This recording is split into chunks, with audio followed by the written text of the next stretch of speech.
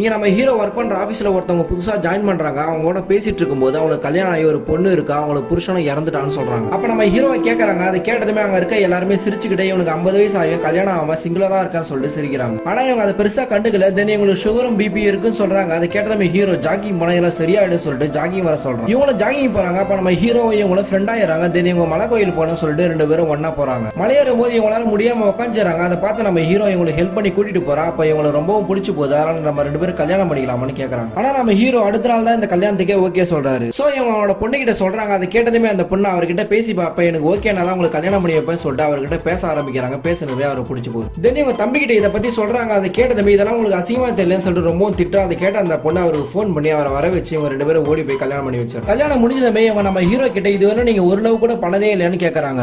நம்ம சேனல் லாஸ்டா போட்ட 3 வீடியோவுமே இவர் தான் ஹீரோ, இவரோட காதல் எல்லாமே ஃபெயிலியர் ஆயிடும். அதை இவங்க கிட்ட சொல்லுவாங்க. அதை கேட்டதுமே இவங்க சிரிக்க ஆரம்பிச்சிருவாங்க.